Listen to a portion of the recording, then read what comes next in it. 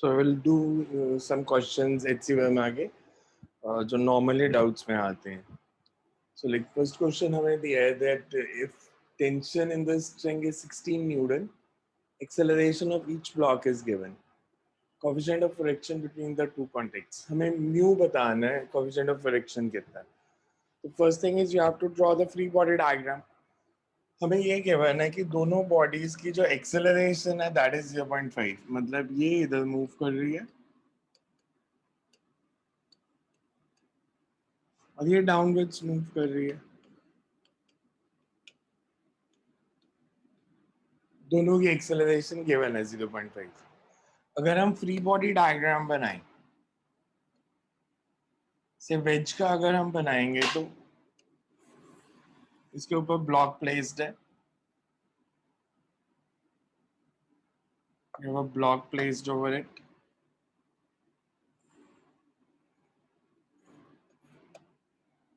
इसका mass given है 4 kg. इधर स्ट्रिंग अटैच्ड है. So tension in the string T. Forces mark करें तो weight acting downwards.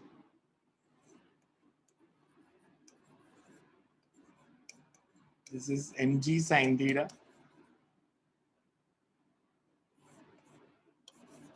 mg cos theta. Normal reaction. अगर ये नीचे स्लाइड करेगी तो frictional force will act in upward direction. Mu R. It's not moving vertically up and down. तो ट्रांस अगर हम परपेंडिकुलर या normal to the surface free body equation लिखे तो हमारे पास है R is equals to mg cos theta. इस पे कोएफिशिएंट ऑफ फ्रिक्शन ले लेते हैं μ1. इधर कोएफिशिएंट ऑफ फ्रिक्शन ले लेते हैं μ2. तो हमने दोनों वैल्यूज निकालनी है. सॉरी, ये μ1 दिया है, ये μ2 है. This μ2, this is μ1.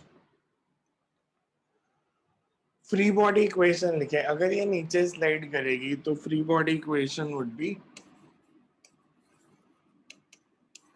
mg sin theta minus t minus μ2 mg cos theta is equals to ma. Downward force mg sin theta minus total upward force. अगर हम ब्लॉक का डायग्राम बनाए विच इज प्लेस्ड, इसका mass let it be capital M. Capital M हमें given है, it's 2 kg. Forces acting mg, normal reaction R1,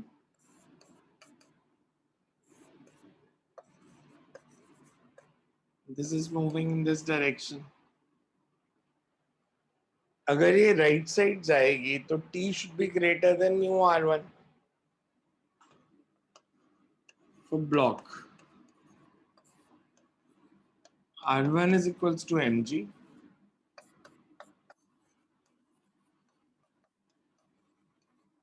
Or you can say T minus mu1, this mu1 R1.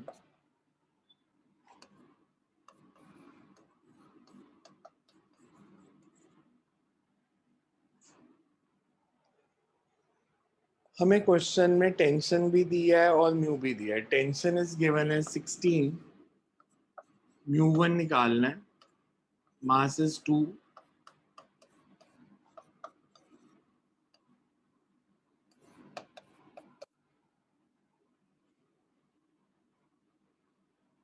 So you get 16 minus μ1 into 20.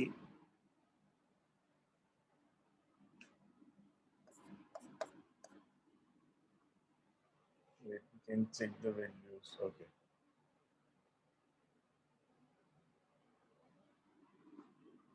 So you get 15 is equals to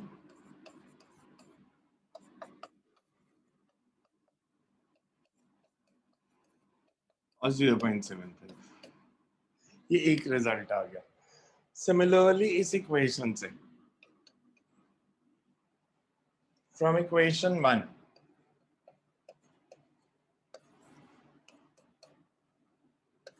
mass is 4, T is 16, cos 30 is root 3 by 2 is equals to 2. So you get 40 sin 30 is 20 minus 16 minus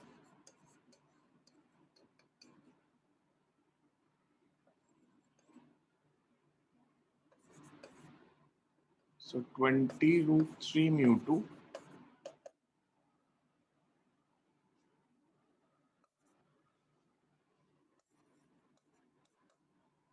So mu 2 is equals to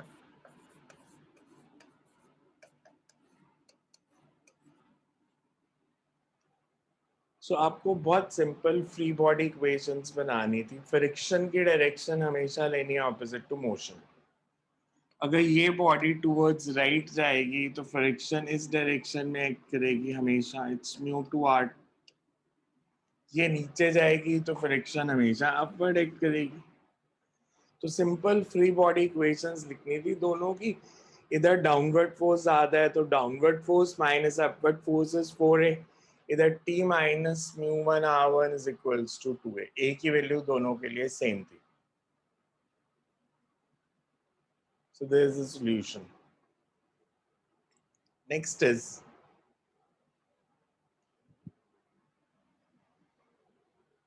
the coefficient of friction between board and the floor is mu. हमें यहाँ पे coefficient of friction दिया. This is mu. Find the maximum force that man can exert on the rope so that the board does not slip on the floor. अब board को अगर हम देखें slip कब नहीं करेगा. इसको जो फोर्स पुल कर रही है that is tension in the string. अगर tension in the string frictional force से कम रहेगी तो ये बोर्ड मूव नहीं करेगा. मतलब अगर इस पे नॉर्मल रिएक्शन R1 है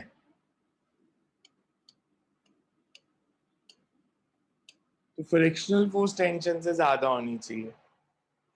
दोनों का फ्री बॉडी डायग्राम बनाएंगे, मैन का और बोर्ड का.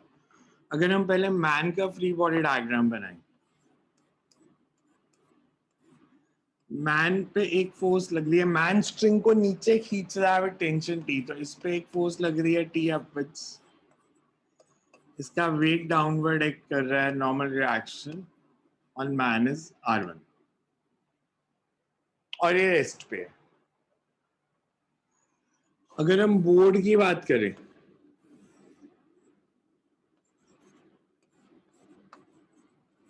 ये R1 फोर्स थी जो बोर्ड ने मैन पे लगाई तो इस पे सेम फोर्स डाउनवर्ड लगेगी R1.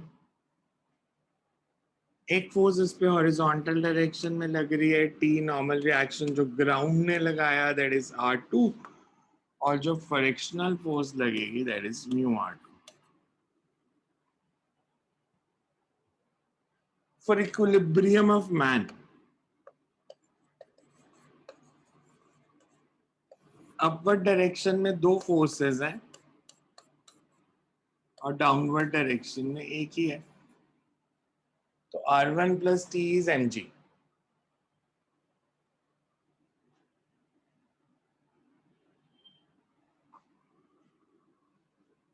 We say the block. यहां से हम R1 को लिख सकते हैं R1 is mg minus T. The board will not move if क्योंकि इसको मूव करा रही है टेंशन. अगर टेंशन की value limiting value of friction से कम है मतलब T is less than और R2 कितना है mg plus R1.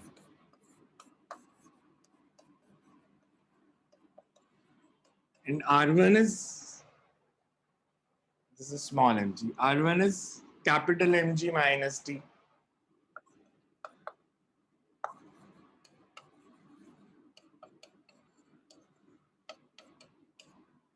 So you get that T into 1 plus mu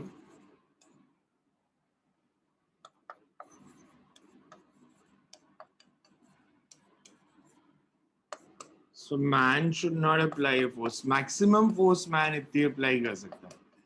इससे ज्यादा फोर्स अप्लाई करेगा तो block will move. Maximum force man can apply. इससे कम तो कर सकते हैं, इसीलिए मैंने इक्वल टू का केस ले लिया. Maximum force man can apply.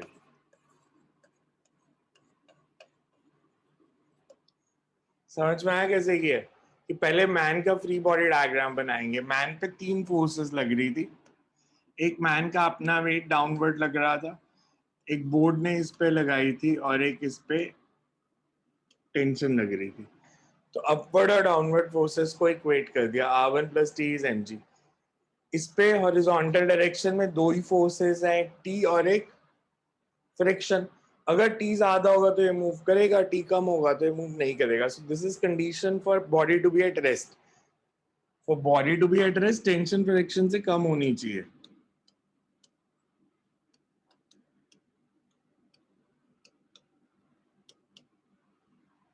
सो हमने इस कंडीशन को यूज कर दिया. जब फर्स्ट इक्वेशन से R1 की वैल्यू आई थी उसको सेकेंड में पुट कर दिया, बिकॉज इसकी वर्टिकल इक्विलिब्रियम की कंडीशन क्या बन रही है? R2 is mg + R1. तो मैंने R1 की वैल्यू पुट कर दी कि R1 is mg - T. So you get this result. Clear है सबको?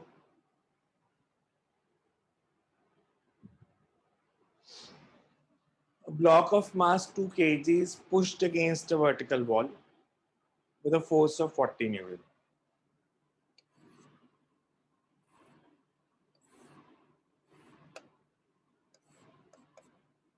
Two kg block pushed against vertical wall. Normal reaction on. In addition to it, you apply another force of 15 Newton parallel to the wall. मतलब अगर ये wall है,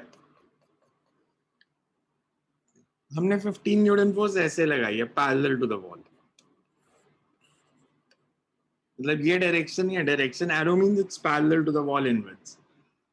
सो हमने एक force लगाई है 15 न्यूटन.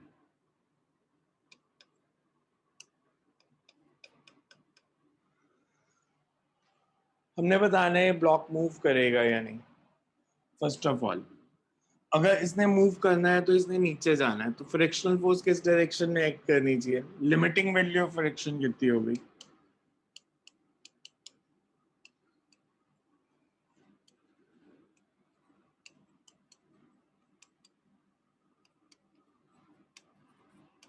mu given the 0.5.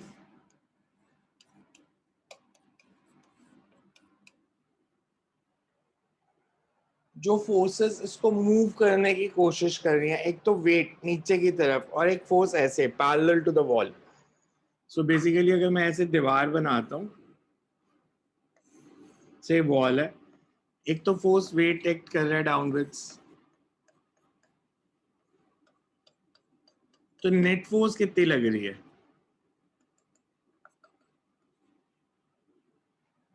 इन दोनों का रिजल्टेंट एक्सटर्नल फोर्स एक्टिंग, एक wait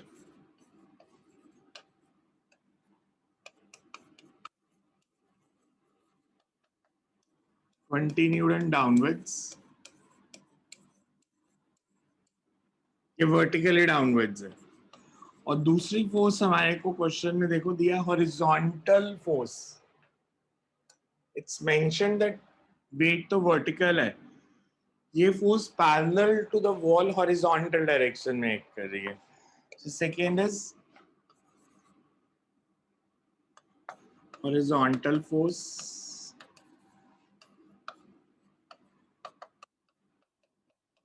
parallel to wall.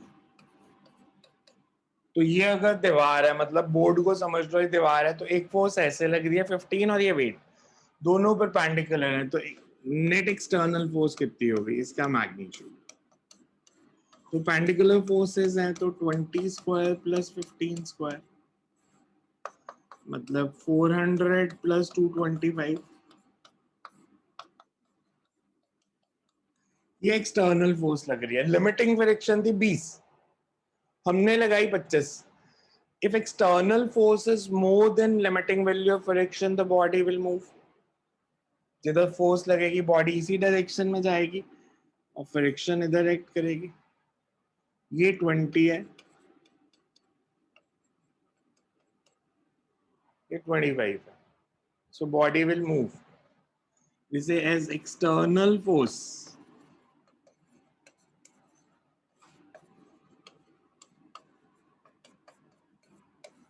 is greater than limiting value.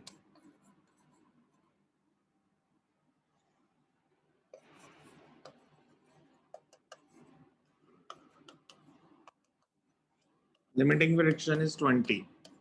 Body will move. अब किस डायरेक्शन में? इधर. ये 25 है, ये 15 है, तो ये थीटा कितना हो गया? इसे sin theta is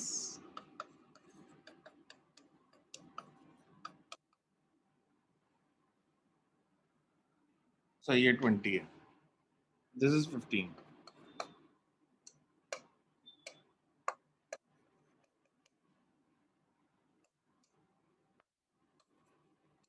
4/5 implies theta is equals to 53 degree.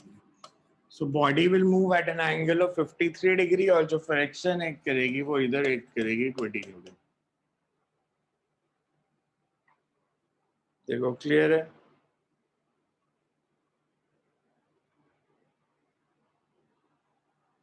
Next is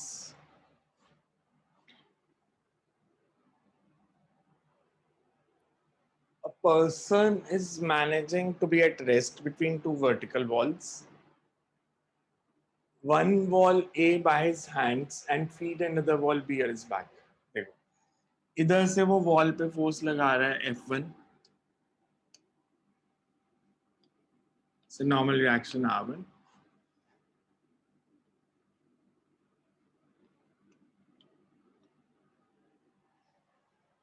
अगर वो हॉरिजॉन्टली मूव नहीं कर सकता, मतलब इन तीनों का जो सम होगा कि उसके जो हाथ और पैर, अगर हाथों पे फोर्स लग रही है मान लो R2 और ये इन दोनों का सम R3, तो R2 प्लस R3 R1 के इक्वल होने चाहिए. बिकॉज R2 प्लस R3 ज्यादा होगा तो वो लेफ्ट राइट को जाएगा, R1 ज्यादा होता वो लेफ्ट को आता. हमेशा ये फोर्सेस तो इक्वल है, मतलब जिस फोर्स से वो बैक वॉल को पुश करेगा उसी से ही फ्रंट को पुश करेगा. हमें कहा कि ये रेस्ट पे रहता है, कोएफिशिएंट ऑफ फ्रिक्शन दिया है 0.8.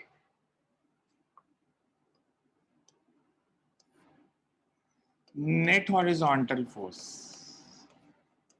ये हमेशा 0 होनी चाहिए,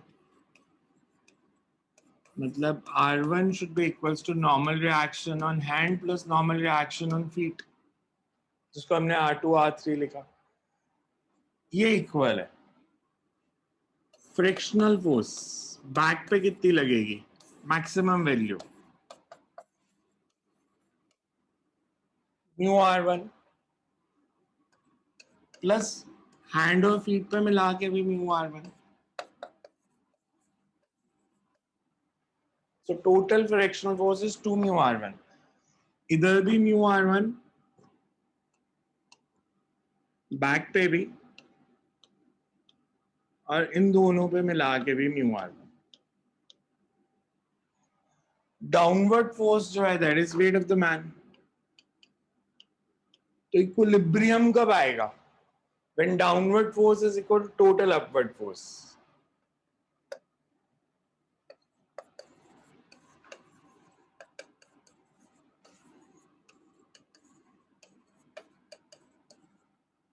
और डाउनवर्ड फोर्स है wait 40 kg.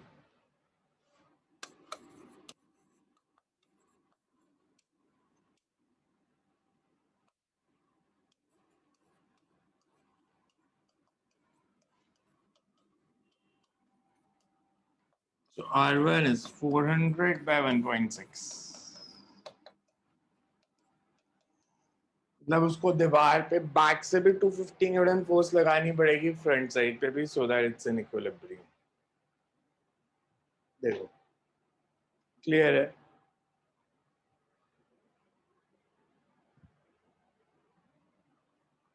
Block of mass m slips on a horizontal table under the action of horizontal force applied on it. Coefficient of friction between table and the block is mu. The table does not slide on the floor. हमें ऐसे दिया है कि table है,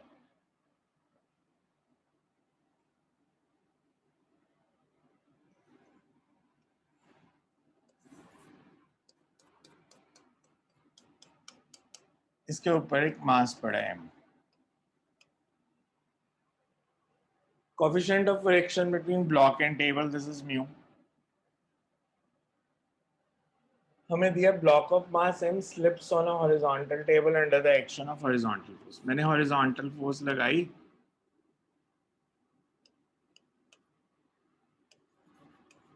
तो ये slip कर रहा है, मतलब फ्रिक्शन इज काइनेटिक. हमने बताना है friction, but the table does not move on the floor. ये जो म्यू आर है, the kinetic friction,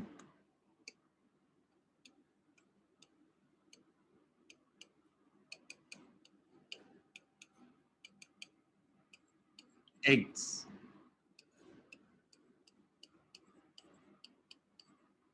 opposite to applied force,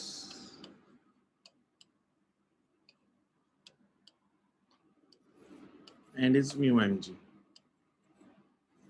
ये फोर्स कौन सी थी और किसने अप्लाई की? This is the force exerted by the table on the block.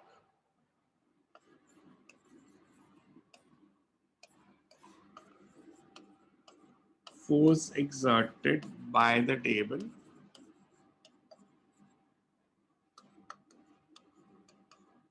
on block.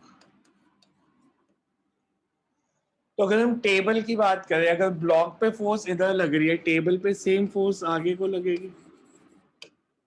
Action reaction pair implies force exerted by block on table.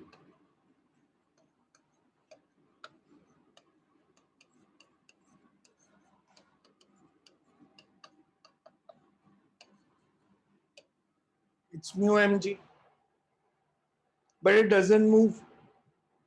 मतलब इस पे जो फ्रिक्शन लग रही है उसने इसको बैलेंस कर दिया. Table does not move.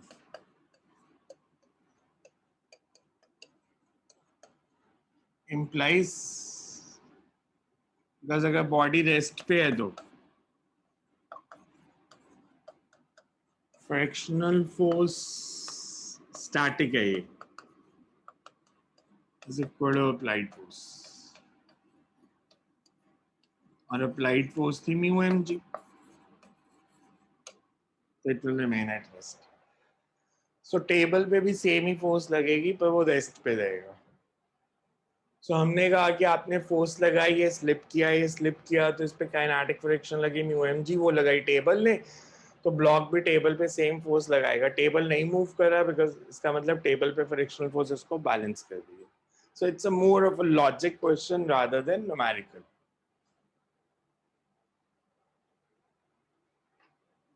Figure shows a small block of mass m on the left end of a larger block of mass capital M and length L. The system can slide on a horizontal road. System is started towards right with initial velocity v. The coefficient of friction between road and bigger block. यहाँ पे coefficient of friction है mu, इन दोनों के बीच में mu by 2. Find the time elapsed before the block separates. हमने बताना है time elapsed before the block separates. दोनों की इनिशियल वेलोसिटी t है. अगर मैं एक्सेलरेशन लेता हूं से इसकी a1, इसकी a2, तो distance travelled by small block Initial velocity Vt.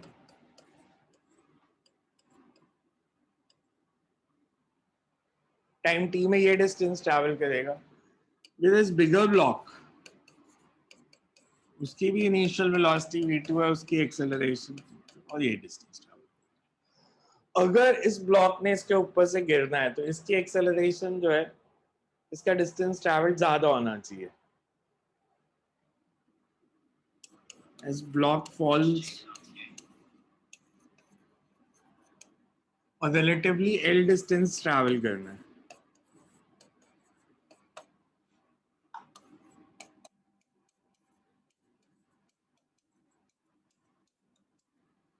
So t will be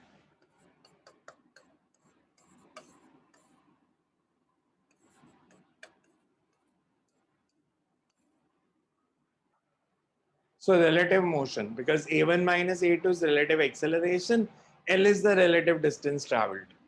अब ऐसे भी सोच सकते थे, l is relative distance,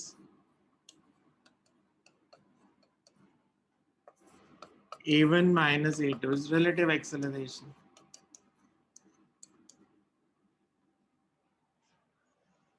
अगर हम स्मॉल m की बात करें, इस पे फ्रिक्शनल फोर्स लग रही है mu by 2 into M ji.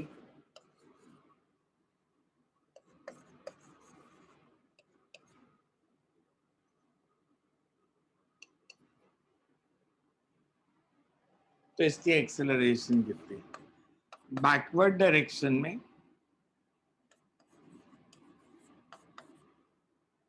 Minus mu by 2g.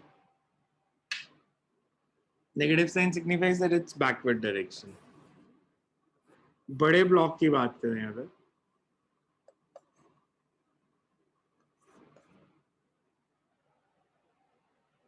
हमें मास कैपिटल एम दिया, मास कैपिटल एम दिया है, तो इस पे फ्रिक्शनल फोर्स ये एम जी, ये r1,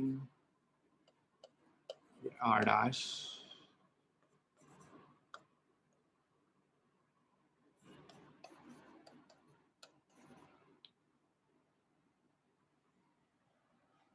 so net force, net frictional forces backward direction में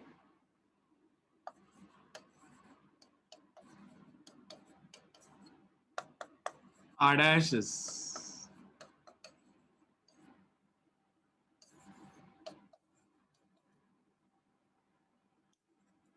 ये बैकवर्ड डायरेक्शन में.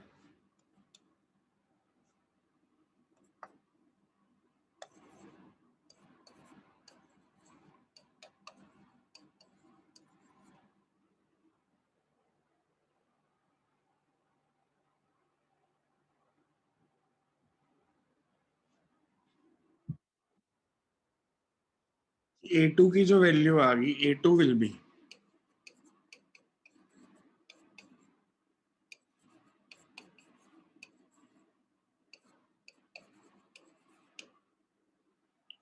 if you write relative acceleration,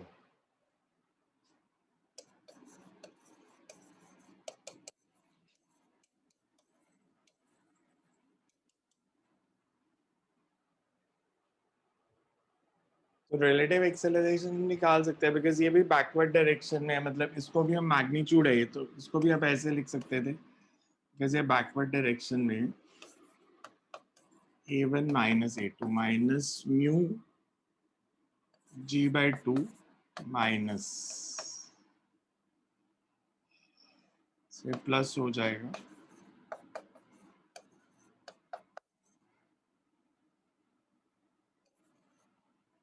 or you can say relative acceleration is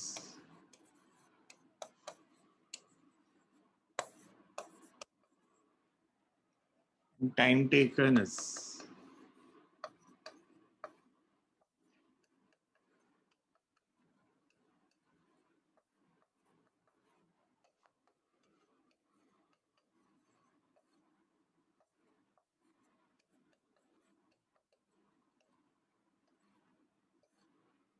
so this will be the answer.